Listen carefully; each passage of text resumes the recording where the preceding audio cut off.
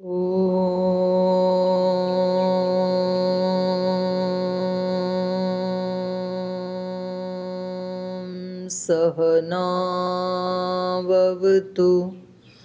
सहनौ भुनक्तु सह वीर्यं करवावहै तेजस्विनावधीतमस्तु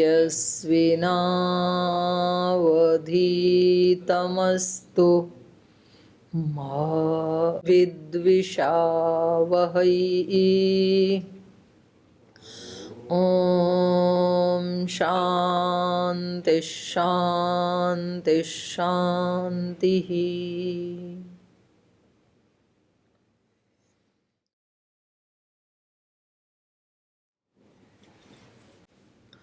न्याय दर्शन के चतुर्थ अध्याय का प्रथम आनिक हम पढ़ रहे हैं और दुख की परीक्षा फल के बाद जो हमारे 12 प्रमेय थे उसमें फल के बाद दुख क्रमशः आता है, तो उस दुख के बारे में परीक्षा चल रही है कि ये दुख जो है ये सुख के अभाव का नाम ही दुख है या अपने आप में इसकी अलग से स्वतंत्र सत्ता है। तो यहाँ ऋषि ने बताया कि अलग है, सुख के अभाव का नाम दुख नहीं है बल्कि दुख की अपने आप में अलग से सत्ता है। विविध बाधना योगा दुखम एवं जन्मोत्पत्ति। तो बोली वो दुख क्या है, क्या स्वरूप है दुख का। तो यहाँ ऋषि ने बताया विविध बाधना योगात, अनेक प्रकार की पीड़ाओं से युक्त होने के कारण जन्मोत्पत्ति एवं दुखम, जन्म लेना ही अपने आप में दुख। बाकी दुख तो दुख है ही है, लेकिन जन्म लेना ही अपने आप में दुख है। तो जन्म लेने वालों के जो दुख हैं उनको फिर 3 कैटेगरी में बांटा। एक है कम दुख, हीन दुख, एक है हीनतर दुख और एक है उत्कृष्ट दुख। उत्कृष्ट दुख किनको मिलता है? जो नारक योनि में है। और उनसे ज्यादा हीन दुख किसको मिलता है? मध्यम कोटि का, जो नहीं, दो तिरश्चित तिर्यक योनि वालों को। और अति हीनतर माने सबसे कम दुख किसको मिलता है? देवता और वीतरागों को, मनुष्यों को। हीन मनुष्याणाम और हीनतर देवों को और वीतरागों को। तो मनुष्य को कैसा दुख मिलता है? हीन। 4 प्रकार का बताया इन्होंने, उत्कृष्ट, मध्यम, हीन और हीनतर। 4 प्रकार का दुख बताया। उत्कृष्ट नारकियों को और मध्यम कोटि का तिर्यक योनि को, हीन मनुष्यों को, हीनतर वीतराग और देवों को। तो सबसे कम दुख है इस मनुष्य के पास, सबसे ज्यादा चिल्लाता है। और मतलब इस धरती पे देखा जाए तो देव और वीतरागों को छोड़ दीजिए, पर इस धरती पे जितने भी प्राणी हैं उन सब प्राणियों में सबसे कम दुखी कौन है? मनुष्य। लेकिन सबसे ज्यादा शिकायत कौन करता है? मनुष्य। ये बताओ।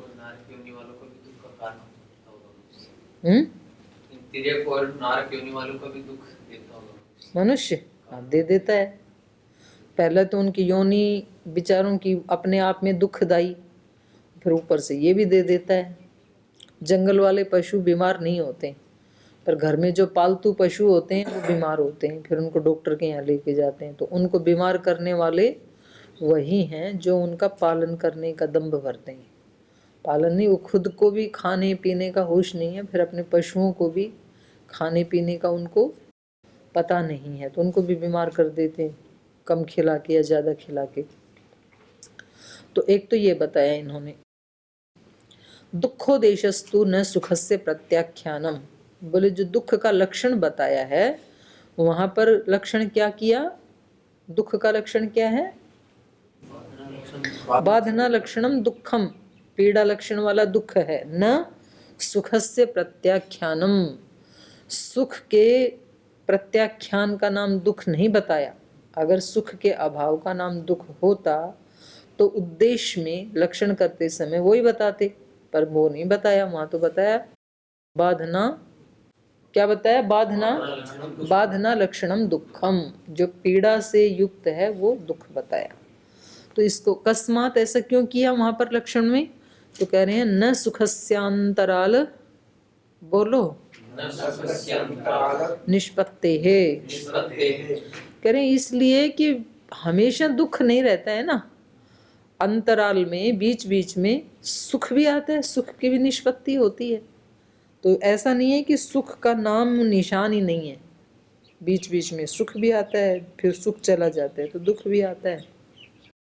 न खलु अयम दुखोद्देश्य सुखस्य प्रत्याख्यानम, ये जो दुख का लक्षण किया है ऋषि ने, वो सुख का खंडन नहीं किया वहां पर। कस्मात सुखस्य अंतराल निष्पत्ति है, बीच बीच में सुख की निष्पत्ति होने से। निष्पद्यते खलु बाधना अंतरालेषु सुखम, बाधना के अंतराल में, पीड़ा के बीच बीच में, सुखम खलु निष्पद्यते, सुख की भी निष्पत्ति होती है, सुख भी उत्पन्न होता है बीच बीच में। प्रत्यात्म वेदनीयम, ये तो सब मनुष्यों का अनुभव है। प्रत्यात्म वेदनीयम शरीरीणाम, सब आत्माएं, शरीर माने शरीर, और शरीर में रहने वाला आत्मा शरीरी, और शरीरी का षष्ठी में बन गया शरीरीणाम। तो सब शरीर धारण करने वाले अर्थात सब आत्माओं का प्रत्यात्म वेदनीय, ये प्रत्यक्ष अनुभूति है कि दुख भी आता है, फिर बीच बीच में सुख भी आ जाता है। तो सुख के अभाव का नाम दुख नहीं है, बल्कि दुख अलग है, सुख अलग है। तद अशक्यम प्रत्याख्यातुम इति, और उस सुख को आप खंडन नहीं कर सकते। तद प्रत्याख्यातुम अशक्यम इति, उस सुख का प्रत्याख्यान करना असंभव है। तो यहाँ तक इन्होंने बताया भाई सुख अलग है, दुख अलग है। अथापि और एक प्रमाण देकर के बता रही हैं सुख से अलग दुख को। बाधना निवृत्तिर्वेदयतः पर्येषण दोषाद अप्रतिषेधः, बाधना निवृत्ते है माने दुख के चले जाने पर, वेदयतः पर्येषण दोषात, पर्येषण दोषात माने जो इष्ट विषयों की तृष्णा है इसके मन में, पर्येषण मतलब इष्ट और दोषात मतलब तृष्णा, क्योंकि इसके मन में ना कुछ इष्ट विषय प्राप्त करने की तृष्णा बनी ही रहती है, तो उस तृष्णा का नाम है पर्येषण दोष। और पर्येषण दोषात मतलब उस तृष्णा के दोष के कारण।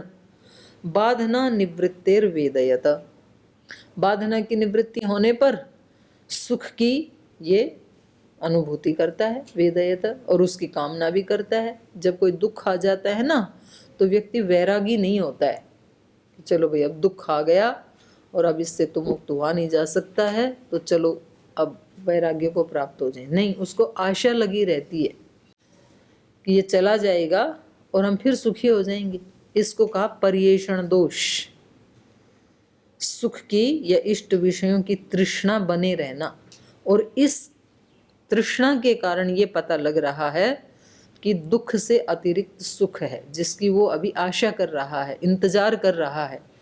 तो दुख तो चल ही रहा था, इससे अतिरिक्त कोई चीज और नहीं होती तो वो फिर आशा कैसे करता।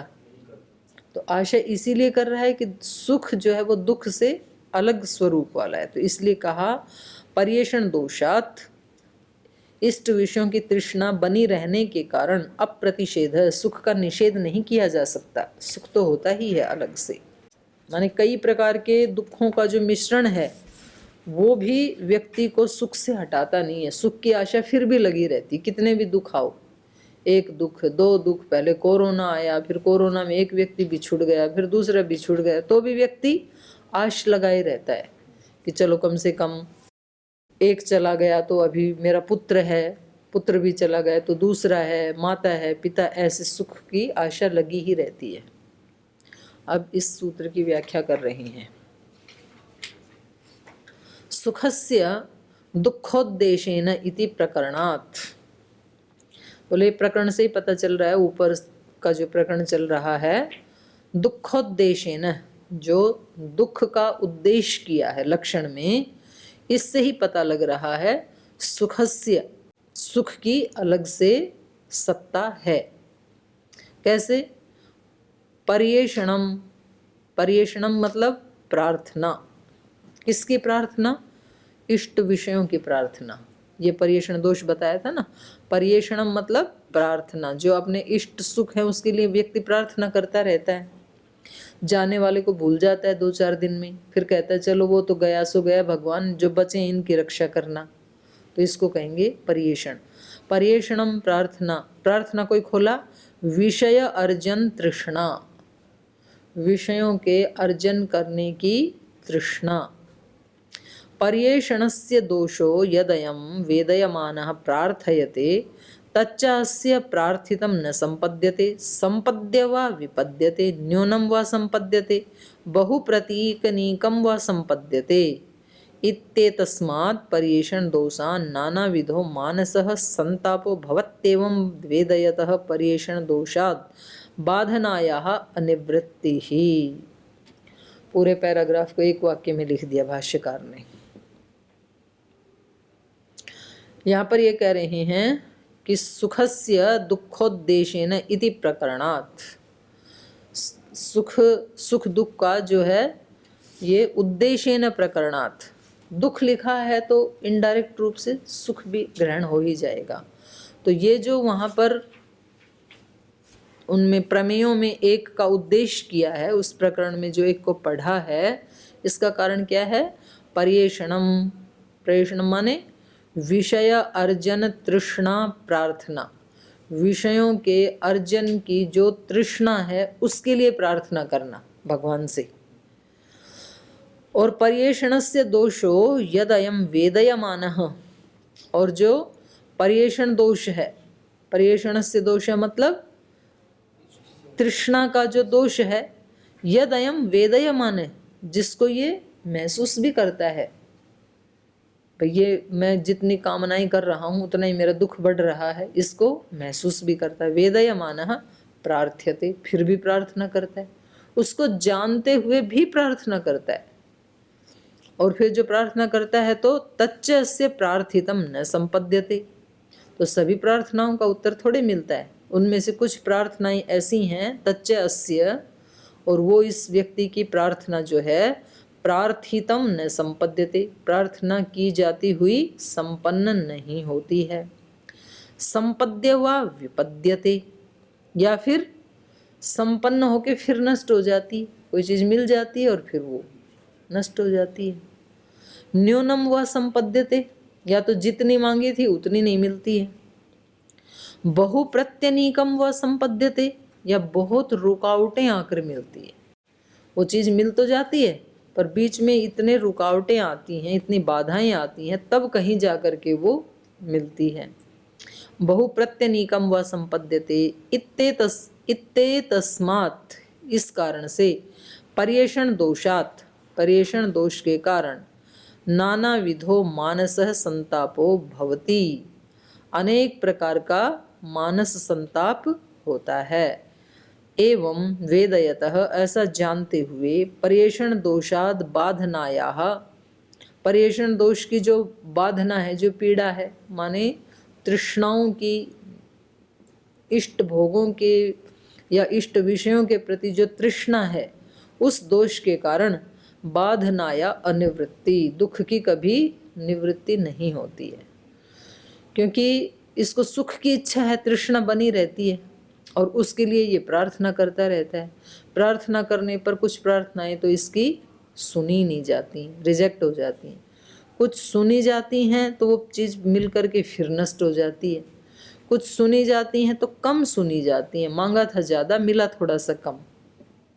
और कुछ ऐसी हैं कि जो मिली लेकिन बहुत बीच में बाधाएं आ गई, इसलिए अभी सुख का कोई सुख ही नहीं हुआ, सुख का सुख नहीं हुआ, मज़ा नहीं आया, आनंद नहीं आया।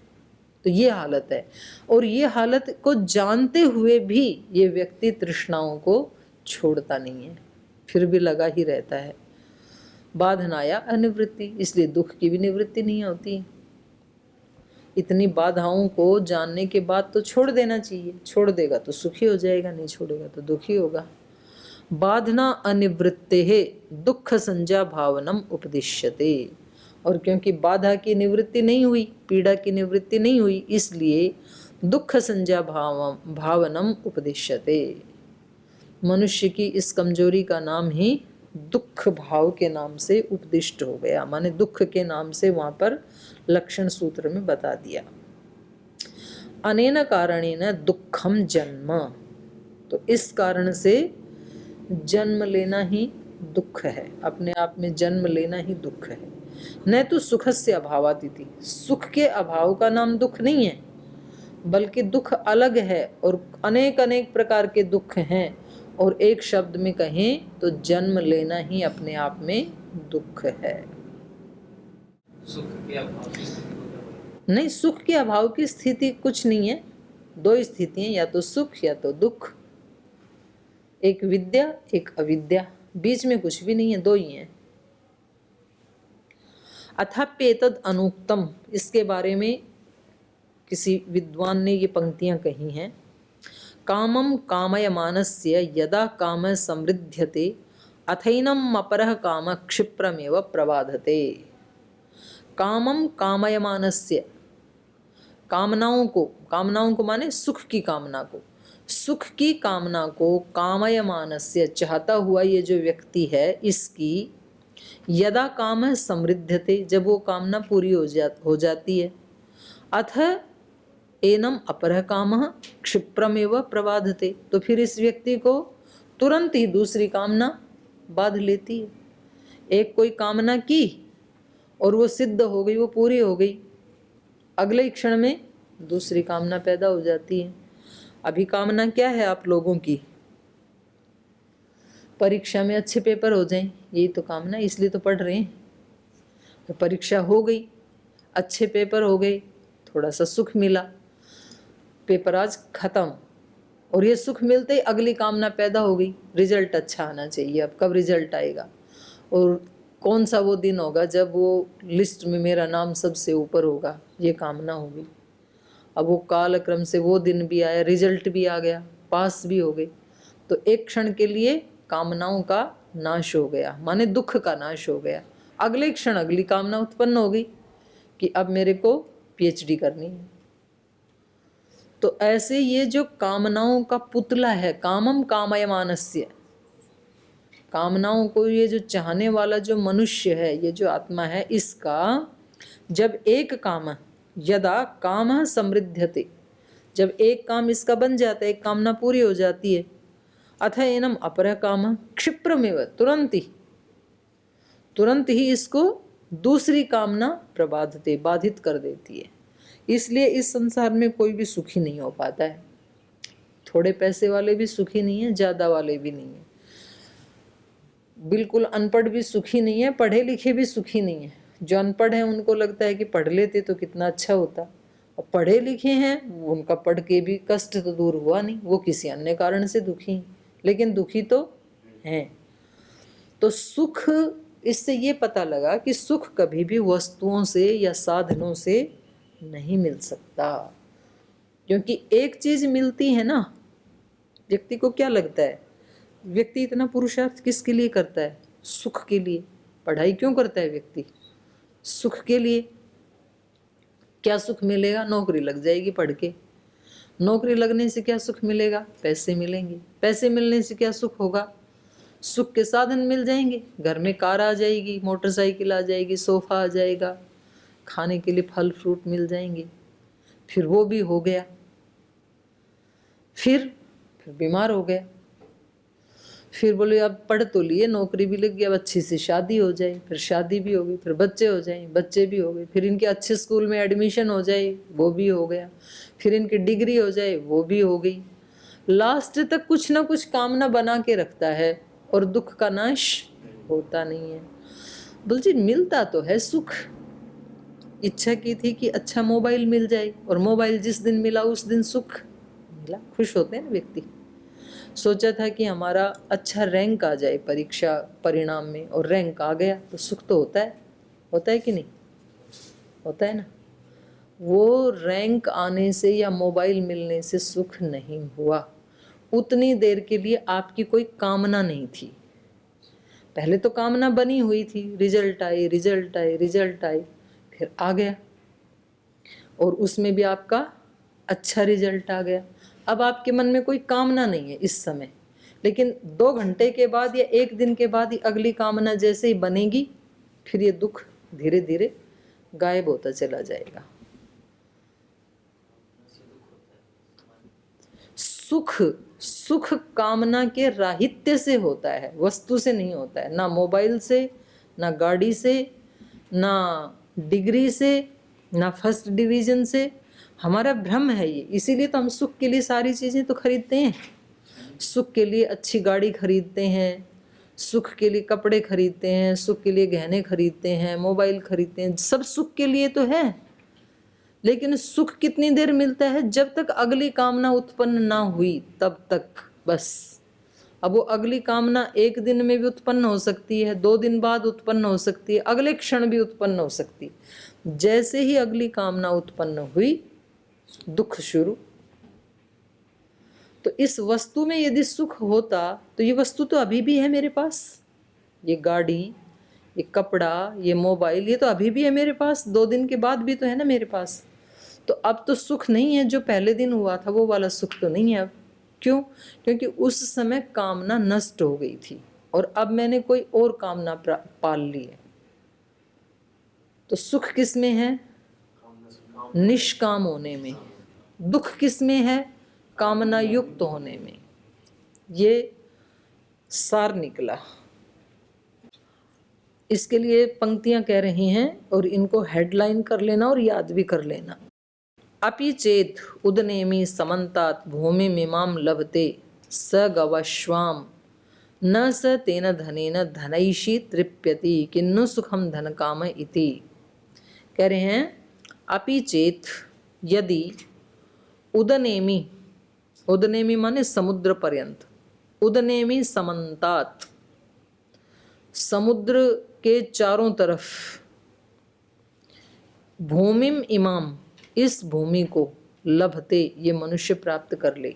समुद्र के चारों तरफ जितनी भी भूमि है उस सारी भूमि को ये मनुष्य प्राप्त कर ले।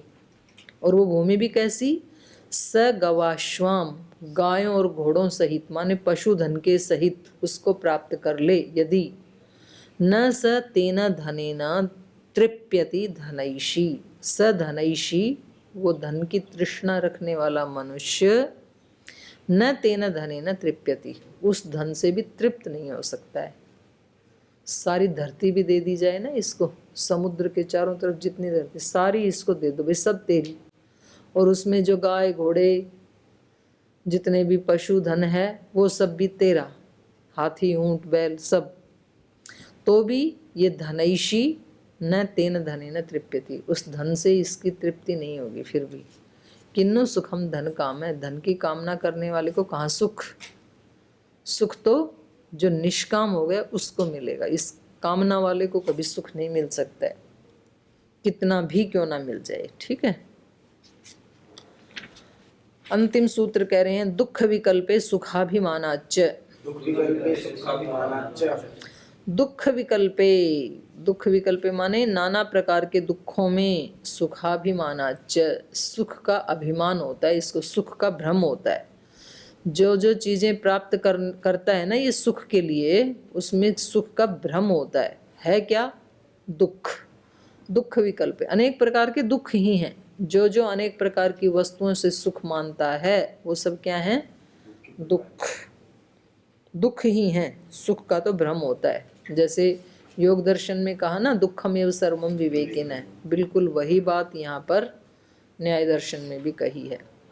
दुख संज्ञा भावनोपदेश क्रियते, दुख की संज्ञा का अब उपदेश किया जा रहा है। अयम खलु सुख संवेदने व्यवस्थितम सुखम परम पुरुषार्थम मन्यते।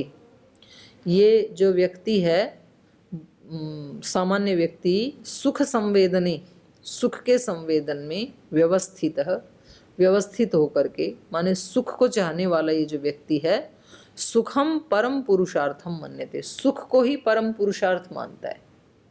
मगर इसको कोई भगवान नहीं चाहिए, कोई समाधि नहीं चाहिए, क्या चाहिए? सुख। इसको क्या मानता है? परम पुरुषार्थ, परम प्रयोजन पुरुष का, इसको ये मानता है। परम पुरुषार्थम सुखम मन्यते न सुखाद अन्यत निश्रेयसम अस्ति। इसकी दृष्टि में सुख से अतिरिक्त और कोई निश्रेयस नहीं है, कोई मोक्ष नहीं है। सुखे प्राप्ते चरितार्थ, सुख प्राप्त हो जाए तो ये अपने आप को क्या मानता है? चरितार्थ हो गया, ये मानता है। कृतकर्णियो भवति, कि जो करना था सब कर लिया, सुख मिल गया। तो मिथ्या संकल्पात सुखे तत्साधनेषु च विषयेषु संरज्यते। तो इस मिथ्या संकल्प के कारण सुखे, सुख में, तत्साधनेषु च, और सुख के साधनों में, विषयेषु च, और विषयों में। सुख के साधन क्या है? विषय। उन विषयों में संरज्यते, ये रंगा जाता है, राग युक्त हो जाता है। संरज्यते, राग युक्त हो जाता है। संरक्त और राग युक्त हुआ हुआ सुखाय घटते, सुख के लिए घटता है। घटता है मतलब प्रवृत्त होता है। बिहार में तो ये भाषा बोली जाती, कितना खटती है ये सुबह से शाम तक, कितना घटती है, ऐसे बोलते हैं ना। तो ये सुख के लिए घटता रहता है ये व्यक्ति, मतलब पुरुषार्थ करता है, प्रवृत्त रहता है। घटमानस्य अस्य, और ये प्रवृत्त होते हुए इस व्यक्ति का जन्म, जरा, व्याधि, प्रायणा, अनिष्ट संयोग, इष्ट वियोग, प्रार्थित अनुपपत्ति निमित्तम अनेक विधम यावत दुखम उत्पद्यते। और कह रहे हैं इस प्रकार से प्रवृत्त होते हुए इस मनुष्य को क्या क्या मिलता है? जन्म, प्रवृत्ति से जन्म मिलता है, और जन्म के बाद जरा, फिर वो जन्म, वो जो शरीर मिला था वो जरावस्था को प्राप्त होता है। व्याधि, व्याधियाँ मिलती हैं, और फिर प्रायण, फिर चल बसता है, मौत। और अनिष्ट संयोग, जिनको नहीं चाहता है उनका संयोग होता है अनिष्ट संयोग। इष्ट वियोग, जिसको चाहता है उसका वियोग हो जाता है।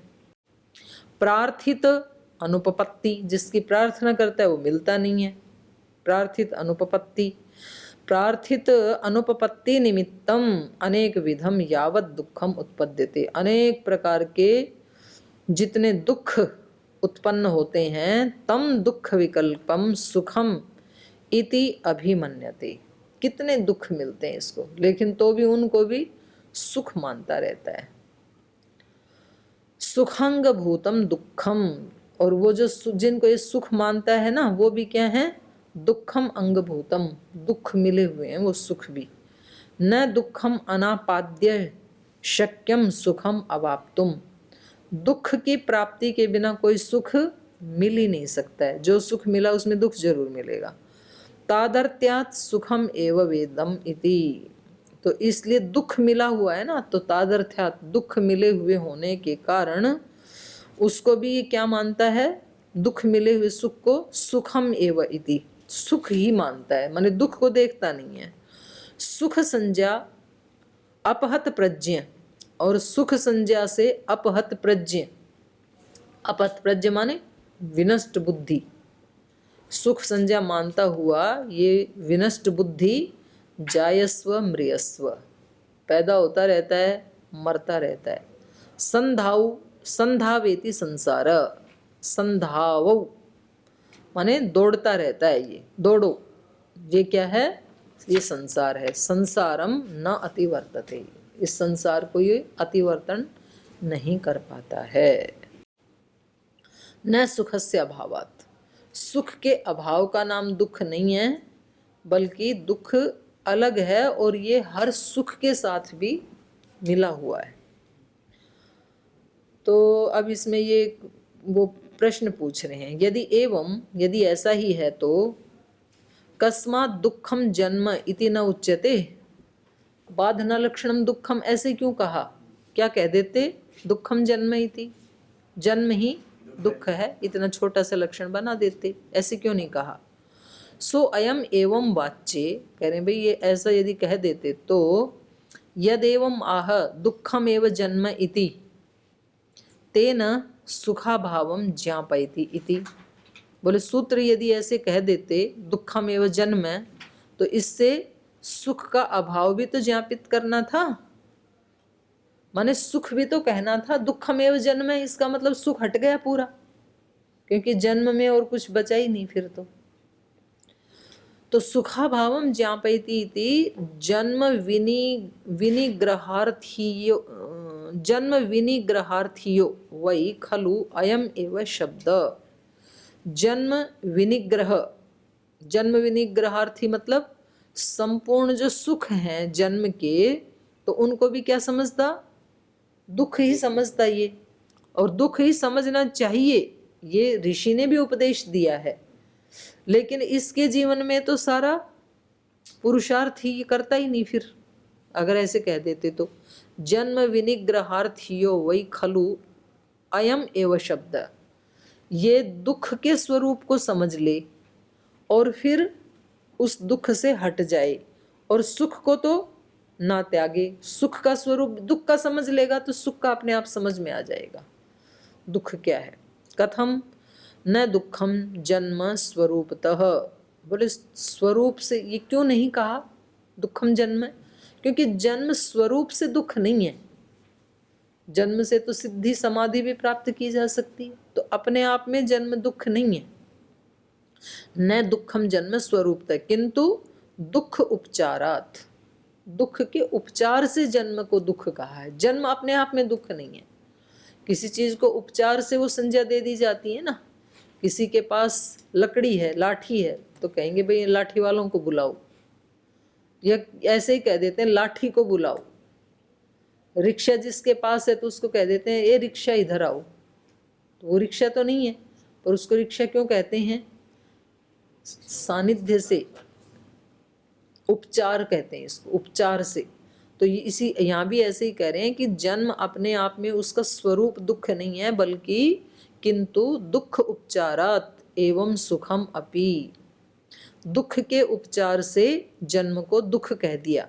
और ऐसे सुख भी दुख नहीं है, सुख को भी दुख क्यों कह दिया, उसके उपचार से, क्योंकि सुख के साथ दुख लगा रहता है इसलिए कह दिया। लेकिन वास्तव में सुख अलग है, दुख अलग है। एतत् अनेन एव निवर्तते न तो दुखम एव जन्म। तो इस कथन से ये पता लगा कि वास्तव में जन्म दुख नहीं है, बल्कि जन्म के साथ जो दुख आते हैं उन दुख के उपचार से जन्म को भी दुख कह दिया। इति चतुर्भि सूत्रैः ही दुख परीक्षा प्रकरणम। तो इन 4 सूत्रों में दुख की परीक्षा का प्रकरण संपन्न हुआ। दुख के बाद अब क्या है लास्ट का, अंतिम प्रमेय। तो इसको अब आगे पढ़ेंगे, यहीं विराम ले लो अभी। पिछले पेज में जन्म जरा व्याधि प्रायण अनिष्ट संयोग इष्ट वियोग, ये दोबारा बताऊं। इसमें जैसे आपने बताया कि प्रवृत्ति से जन्म, जन्म से फिर जरा व्याधि, फिर परायण मतलब मृत्यु, उसके आगे का क्रम बताया गया कि फिर ना ना ना ना, ये तो गिना रहे हैं कि क्या क्या दुख है।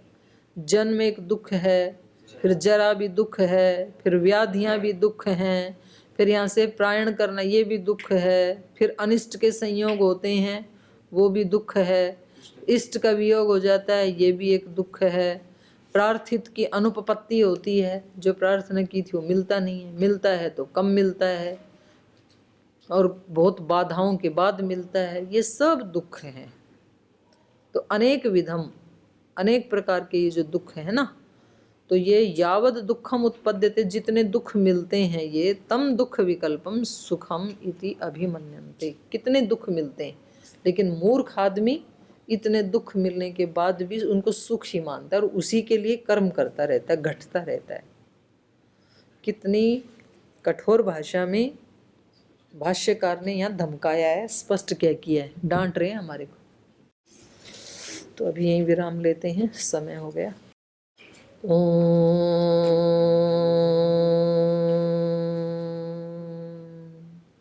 शांति शांति शांति। श्री गुरुभ्यो नमः।